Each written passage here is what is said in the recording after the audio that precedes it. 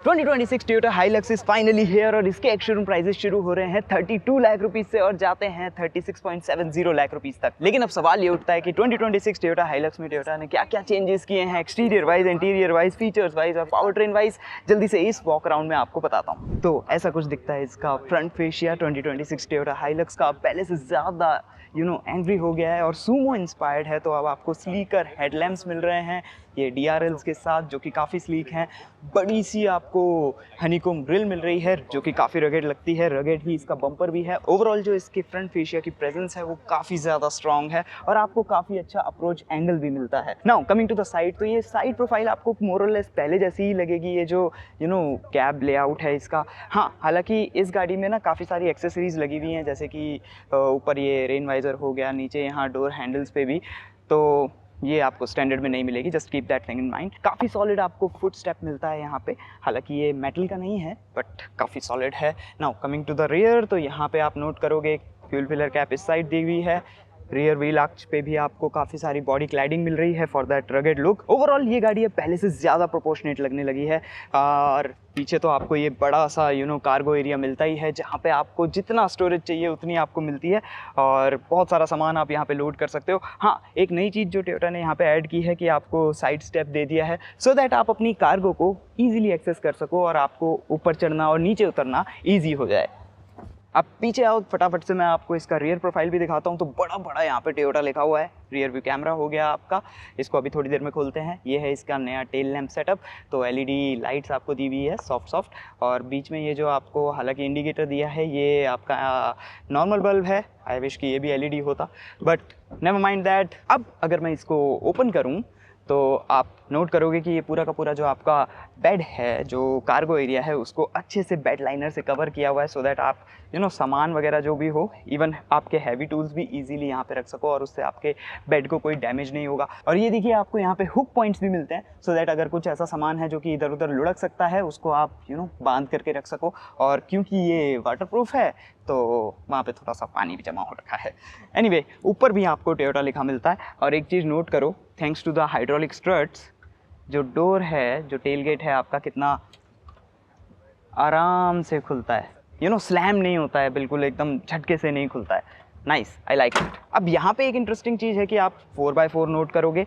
अब आप ये सोचोगे कि 4x4 यहाँ पे क्यों लिखा है टोयोटा ने, वो इसलिए क्योंकि अब इसमें आपको 4x2 वेरिएंट भी मिलता है। बेसिकली अब आपको इसमें 3 वेरिएंट मिलते हैं। तो सबसे सस्ता वाला आपका 4x2 वेरिएंट है, जिसके एक्स-शोरूम प्राइसेस जैसा मैंने बताया कि 32 लाख रुपीस से शुरू होते हैं। और जो top of the line variant है, जो बेसिकली आप ये देख रहे हो विदाउट एक्सेसरीज, वो 36.70 लाख रुपीस तक पहुँचता है। और हाँ, हाइलक्स की एक और पहचान, ये रोल बार जो कि आपको हाइलक्स के साथ मिलता है, इसको कैसे भूल सकते हैं हम। Now coming to the interior, तो सबसे पहले आप नोट करोगे कि इसका जो डैशबोर्ड है, इसके लेआउट को कम्प्लीटली चेंज कर दिया गया है। लेकिन अच्छी बात यह है कि अभी भी यहाँ पे आपको चंकी बड़े बड़े बटन्स मिलते हैं। और सबसे इंपॉर्टेंट चीज़, अब आपको नई इंफोटेनमेंट स्क्रीन मिल रही है। तो ये अब पहले से ज़्यादा बड़ी हो गई है। इसमें आपको wireless Apple CarPlay, Android auto दोनों ही मिलते हैं और इसके साथ आपको 8 स्पीकर्स का सेटअप मिलता है। अब अगर आपको याद हो तो पुरानी हाइलक्स का जो इंटीरियर था वो थोड़ा सा ज़्यादा यूटिलिटेरियन था। ये वाला थोड़ा सा ज़्यादा प्रीमियम हो गया क्योंकि यहाँ ऊपर आपको हल्का सॉफ्ट टच दे दिया गया है। बट अभी भी जो इसकी यूटिलिटी है वो बरकरार रखी है टोयोटा ने। जैसे कि आपको यहाँ पे अभी भी कप होल्डर्स मिल रहे हैं जो कि एयर वेंट्स के जस्ट सामने हैं, सो दैट अगर आपको अपनी कोल्ड ड्रिंक को ठंडा करके रखना है तो वो रख सकते हो, या फिर अगर अपनी हॉट ड्रिंक को सर्दियों के मौसम में गर्म रखना है तो वो भी आप रख सकते हो। एंड इनका जो एग्जीक्यूशन है वो काफ़ी ज़्यादा यूनिक और अच्छा है। ऊपर आपको यहाँ पे ग्लव बॉक्स में थोड़ा सा स्टोरेज स्पेस मिल रहा है और नीचे भी आपको एक अलग से ग्लव बॉक्स मिलता है। दोनों में ही डिसेंट अमाउंट स्पेस है, तो आप अपने गाड़ी के पेपर्स के साथ साथ थोड़ा बहुत और सामान यहाँ पे रख सकते हो। हालांकि एक चीज़ नोट करने वाली है कि AC अब आपको मैनुअल सेटअप मिल रहा है। पहले आपको ऑटोमेटिक सेटअप मिलता था, अभी इसको मैनुअल कर दिया गया है, विच इज़ प्रीटी ऑड। लेकिन यहाँ नीचे अगर आप नोट करोगे तो आपके सारे ऑफ रोड के कंट्रोल्स हैं। और हाँ, Type-C USB चार्जिंग पोर्ट्स भी यहाँ पे आ चुके हैं। तो ये आपका मल्टी टेरेन सिलेक्ट वाला फंक्शन हो गया, जिसमें आप ड्राइव मोड्स भी सिलेक्ट कर सकते हो या फिर टेरेन वगैरह के रिस्पॉन्स को सिलेक्ट कर सकते हो। Hill descent control, traction control off, rear diff lock को एक्टिवेट डीएक्टिवेट करने के लिए है।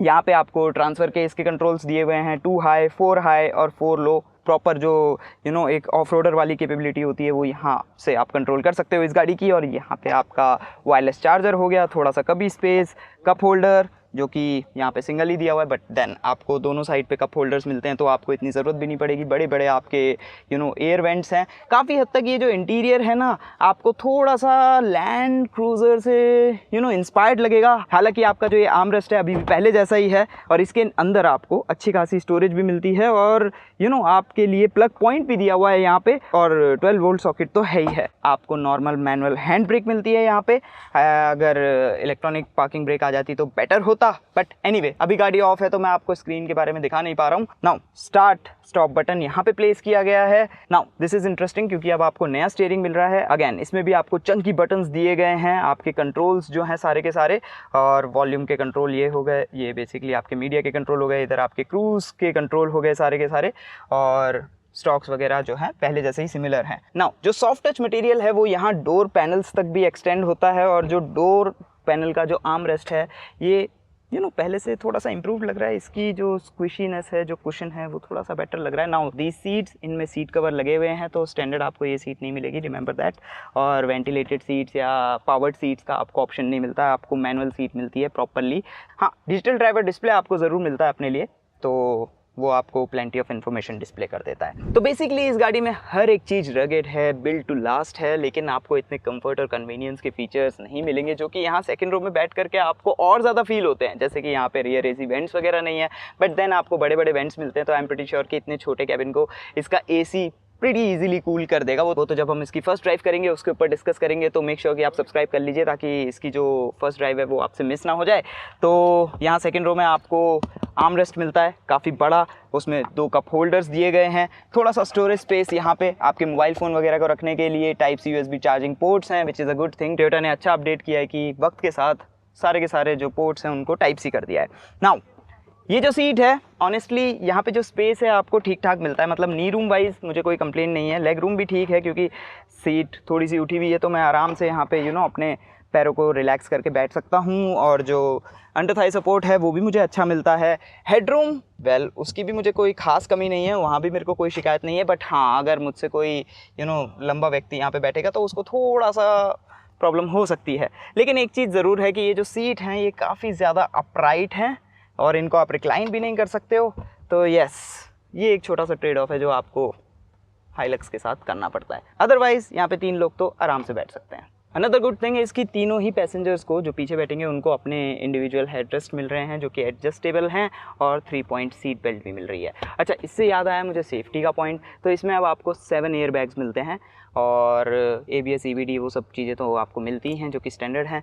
हाँ, ये है कि इसमें आपको ADAS वगैरह नहीं मिलेगा। And now technical details. तो अंडरनीथ द बॉनेट इसको पावर करता है 2.8 लीटर टर्बो डीजल इंजन जो same 204 horse power and 500 newton metre torque develop करता है। सेगमेंट में काफ़ी ज़्यादा पावरफुल है, और उसके साथ मेटेड है एक 6 स्पीड ऑटोमेटिक ट्रांसमिशन। आपको मैनुअल का कोई ऑप्शन नहीं मिलता है, और जैसा मैं ऑलरेडी बता चुका हूँ कि 3 वेरियंट्स मिलते हैं, जिसमें से आपके पास 4x2 भी है और 4x4 भी है, जो आप अपनी स्क्रीन में नोट कर ही सकते हैं। सिमिलरली कुछ सिचुएशन इसके प्लेटफॉर्म के साथ भी है। तो प्लेटफॉर्म में इतने कुछ मेजर चेंजेस नहीं हुए हैं, तो अगर आप किसी को ये कहता सुनो कि ये न्यू जेन है तो ये न्यू जेन नहीं है। लेकिन हाँ, प्लेटफॉर्म में हैवी मॉडिफिकेशंस ज़रूर की गई हैं। जो चैसी है, जो बॉडी है, उसको पहले से ज़्यादा स्टिफर कर दिया गया है, और जो सस्पेंशन है उसको भी ट्यून किया गया है for better dynamics and comfort. ये तो हो गई टोयोटा हाइलक्स की बात। लेकिन जैसा हमें पता है कि टोयोटा हाइलक्स एक लाइफस्टाइल व्हीकल है, एक ऐसी गाड़ी है जिसको आप बेयर बोन्स खरीदते हो और उसके बाद अपने हिसाब से उसमें चेंजेस करवाते हो, अपने लिए जो भी ज़रूरत की चीज़ें होती हैं वो उसमें लगवाते हो, जस्ट इन केस अगर आप ऑफ रोड इंथुजियास्ट हो, या फिर लेट्स से कि आपको कहीं विल्डरनेस में, जंगल में जा करके कैंपिंग करना पसंद है, तो उस सिचुएशन में आप अपनी हाइलक्स को कुछ इस तरह से भी कस्टमाइज करवा सकते हो। नाउ इसके ऊपर डिटेल जाननी है तो वो मैं रील में डालूंगा, तो वो आप इंस्टाग्राम पे जाके देख सकते हैं। एंड इस वीडियो में सिर्फ इतना ही। Thanks for watching. वीडियो अच्छी लगी है तो लाइक करना मत भूलिएगा। हाइलक्स कैसी लगी आपको 2026 वाली, let us know in the comment section. Subscribe कर लीजिए ताकि इसका जो ड्राइव रिव्यू है वो आप मिस ना कर दे। सी यू नेक्स्ट टाइम।